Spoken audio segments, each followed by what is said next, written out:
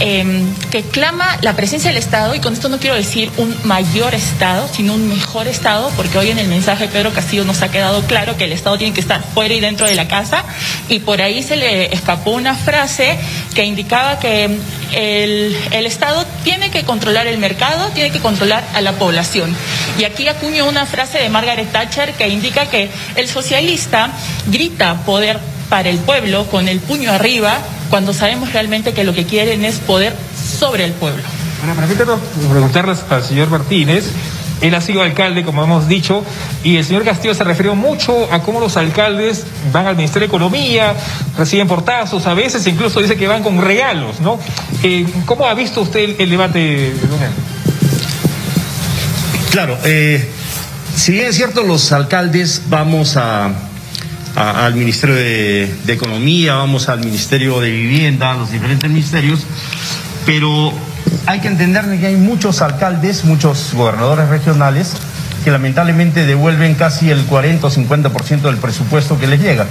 Entonces, no depende de la cantidad de dinero que te dan, sino de la capacidad de gasto que tienes, de la capacidad de poder generar el desarrollo de cada uno de tus pueblos, ¿no? Y en el debate del día de hoy, el señor Pedro Castillo lamentablemente ha demostrado que poco o nada conoce de lo que es la gestión pública, ¿no? Ahora, hay que hacer una aclaración, Mónica, también Cristian, que hemos invitado también a que se sumen a estas opiniones a representantes de Perú Libre. Lamentablemente, uno de ellos canceló su presencia, no ha sido posible tampoco tener a otros integrantes de este partido político para escuchar también sus impresiones. Diana, tú señalas que Castillo, en sus propuestas, hoy día ha develado un discurso extremista, etcétera, pero en cuanto a Keiko Fujimori, muchos cuestionan que sus propuestas han sido no cargadas tampoco de populismo, de cómo se haría, que faltó eso en el debate. ¿Cómo observas tú las propuestas de la candidata Keiko Fujimori? Bueno, ya habíamos escuchado sobre este canon para la población, que de hecho también encuentro que se deben definir bien los criterios. Por ejemplo, en Arequipa tenemos dos de los distritos con mayor canon minero, Yarabamba por un lado, Cerro Colorado por otro. Yarabamba, que recibe más o menos 192 millones, mientras que Cerro Colorado 182, y la gran diferencia es que en Yarabamba hay 2.349 personas mayores de edad, mientras que en Cerro Colorado 138.000 personas. ¿Te queda claro que repartir el 40% del canon es viable? A lo que voy es que, siguiendo este parámetro, pues las familias de Yarabamba mensualmente recibirían un poco más de 10.000 soles, mientras que las familias de Cerro Colorado recibirían un poco más de 180 soles. Entonces aquí hay una gran diferencia. Si el objetivo es realmente cerrar brechas, buscar la igualdad de oportunidades, pues creo que acá hay un criterio por definir. En el mismo sentido, el señor Martínez, que dejaba clara su posición respecto a las propuestas del señor Castillo, en cuanto a la candidata Keiko Fujimori, ¿qué vacíos observa o qué le hubiera gustado a usted que profundice que no lo hizo en el debate? Que sea más técnica, de verdad. O sea, aquí han ofrecido un debate casi literal, hasta ha usado términos medio poéticos, pero no se ha centrado en cómo va a realizar esas propuestas. Ha ofrecido bonos, ha ofrecido el tema de canon minero, 40% para que vaya directamente al poblador. Eso me parece a mí totalmente popular e inviable, porque el dinero, el Estado, ¿cómo lo va a transferir a las personas? El dinero lo traslada a las autoridades que representan a la población. Entonces, han tenido que centrarse un poco más en propuestas que sean visionarias, que sean estadistas, y no en propuestas que de verdad, creo yo, han generado muchos vacíos en la población. Perfecto. Pero este debate, definitivamente, creo que la señora Keiko ha tenido mejor propuesta, ¿no? El profesor ha estado totalmente perdido. Sí, Cristian, Mónica, bueno, ambos, Diana y Edwin, nos escucha para alguna consulta que tengan en estudio, para ellos.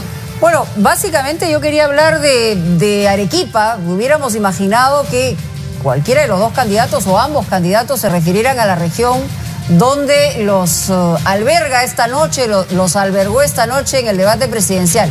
Y quería dirigir la pregunta al exalcalde para hablar precisamente de cómo viene manejándose el tema regional y municipal dentro de Arequipa, ¿no? Ya que estamos ahí para compartir con el país entero.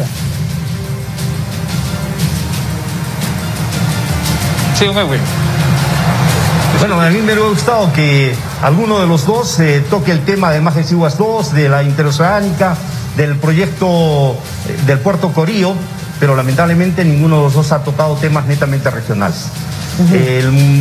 Los alcaldes, creo yo, de alguna u otra forma tienen que tratar hoy un tema que es de vital importancia, ya que las obras lamentablemente no han podido ejecutar por el tema de la pandemia, pero el gobernador regional y los alcaldes deben incidir en que para poder lograr reactivación económica, poder lograr mejor educación o calidad de vida para la población, lo primero que tenemos que lograr es mejorar el tema de la salud. Se nos está muriendo mucha gente y el Estado no tiene presencia en las comunidades, sobre todo más alejadas de los pueblos donde al menos hay un hospital. Hay muchos sitios donde ni siquiera hay una posta médica y la gente se está muriendo. El Estado, hoy los nuevos congresistas, quien vaya a ser electo presidente, tienen que fijarse primero en la salud. Yo le quería preguntar a la congresista, electa congresista Diana González también, porque si ha habido una mención ha sido que el proyecto Tía María no va. No va, eso es finalmente lo que ha dicho. ¿Y cuál es un poco la posición de ustedes, ambos congresistas de la región Arequipa, respecto de ese proyecto y la minería en general en su región? Sí, Diana, por favor. Bueno, hemos escuchado por un lado a Keiko refiriéndose al proyecto Majes Iguas 2 y por otro lado a Pedro Castillo efectivamente diciendo que Tía María y Conga no van. Nosotros con nuestro líder Hernando de Soto siempre hemos hablado de poder destrabar proyectos que están listos para andar. Una palabra que hemos venido escuchando ya últimamente también con estos candidatos: destrabar proyectos, crear valor, echarlos a andar. Y entre ellos encontramos proyectos relacionados a la minería, a pozos petroleros, a gas, que en un plan de gobierno de Avanza País pues estaban estipulados dinamizar la economía con 37.000 millones de dólares y una generación de 150.000 puestos de empleo. Me gustaría agregar a la pregunta del señor Edwin Martínez que muchas veces hablamos de que la pandemia no ha permitido la ejecución total del presupuesto, pues esto creo que viene de años atrás, data atrás. En el 2017 se transfirieron a Arequipa más de 400 millones de soles, de los cuales se ejecutaron solo 69, es decir, menos del 20%. Este dinero pudo ser dirigido a sectores como educación, salud, agricultura, saneamiento, pistas y veredas, transportes, sectores que necesitamos en nuestra región. Señor Martínez, ¿el Valle del Tambo aceptará la viabilidad del proyecto? Ha habido muertes, ha habido enfrentamientos y lo que se ha dicho claramente por parte de un candidato es que este proyecto es inviable. El día de mañana justamente tenemos una reunión en Tambo para ver el tema de la contaminación del agua. Ha sido declarado ya en emergencia esos sectores agrícolas y siempre lo hemos sostenido también en Acción Popular. Las minerías no van si no tienen la licencia social. Por lo tanto, hay que respetar al soberano. Si el soberano decide dar la licencia social cuando hayan cumplido con todas las normas medioambientales, seguramente se podrá dar la minería, porque sí se puede convivir minería con agricultura. Me gustó el texto de la candidata Keiko, de ver que con parte del dinero de la minería se puedan construir reservorios, se puedan construir canales de regadío para poder fomentar que la frontera agrícola se expanda un poco, ¿no? Entonces, tranquilamente se puede dar viabilidad a los proyectos mineros siempre y cuando sean proyectos con responsabilidad social y sobre todo dejen para el Perú las divisas que realmente deben dejar y no sigan siendo tan usureros con la propiedad peruana, ¿no? Parece solamente una cosa cortísima, ¿les parece demagógico que, por ejemplo, lo que dice el candidato Pedro Castillo es que los representantes de Perú Libre se van a rebajar el sueldo en el Congreso a la mitad y él solamente va a ganar el sueldo de profesor? Primero que, digamos, no sería factible si no hay un cambio en la ley, pero ustedes, ¿qué piensan? Rapidísimo. ¿Bajarán el sueldo a la mitad? Es una consulta que hacen estudios. Me parece increíble porque precisamente la huelga fue por un tema también de salarios, de evaluaciones, que hoy ha indicado que sí va a haber evaluaciones en la carrera pública magisterial y que si antes no podía vivir con un sueldo de profesor, ahora sí lo va a poder hacer, es mi pregunta. ¿Usted se bajará el sueldo o no se bajará? Bueno, yo creo que este tema es un tema populista, evidentemente, que lo ha traído Pedro Castillo, y en algo sí estoy de acuerdo con él, es que no podemos volver al pasado. Señora Martínez, ¿se bajará el sueldo usted? Es algo que realmente no se da. Cuando yo fui regidor en la municipalidad de Mariano Melgar, no recibí el aumento de sueldo que propiciaron los demás regidores, y al final no me pagaron. Claro, ese dinero, ¿dónde quedó? Es un tema que se tendrá que ver en el próximo Parlamento. El profesor, si quiere renunciar a su sueldo, ese dinero que vaya y lo lleve a un comedor popular. Tenemos que cumplir con la franja de Gracias todas a ambos. maneras. Gracias a ambos. En este instante, gracias a los dos.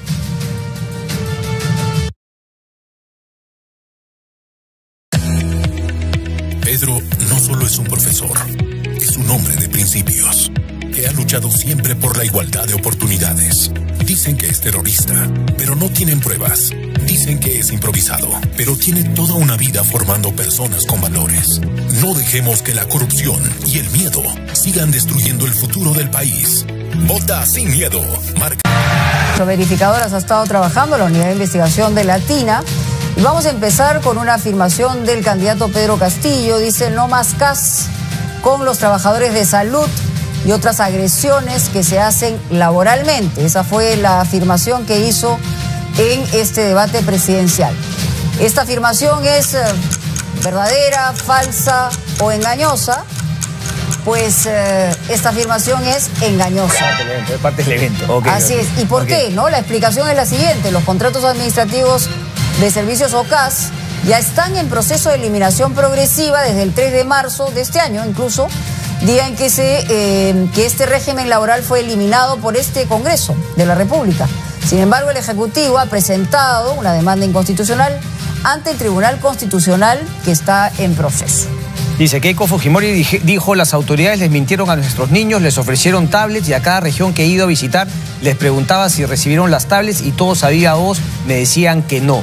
No, esto lo encuentra falso, porque el Ministerio de Educación ha dicho que el Ejecutivo ya ha repartido más de 1 millón de tablets en las 25 regiones del país a los niños de zonas rurales. Así que faltan tablets, pero ya se han entregado 1 millón de tablets a lo largo y ancho del país. Otra de las afirmaciones que hizo el candidato Pedro Castillo, abrimos comillas, dice lo siguiente: el 2017 el gobierno destinó el 0.04% a las universidades para el sector investigación. Esta afirmación, nuestra unidad de investigación, el verificador, la ha encontrado falsa. ¿Por qué? Porque justamente en el 2017 el Minedo destinó 120 millones de soles a 27 universidades públicas para el fomento de la investigación. En realidad el monto no es tan amplio, pero sí es mayor del que se ha dicho. El monto representa el 0.084. El doble. El doble del presupuesto del sector público de ese año, es decir, el doble de lo que señaló el candidato, ¿no? Ahora, me imagino que acá, claro, no está porque este es el dinero, me imagino, supongo que se habrá referido a lo que el Minedo entrega directamente, pero sabemos que hay un aporte del canon importante que es para justamente investigación en las universidades de las zonas donde están los proyectos mineros. Así es. La última de Keiko Fujimori: las esterilizaciones no fueron una política de Estado, que se lo preguntó al final Ana Bendezú.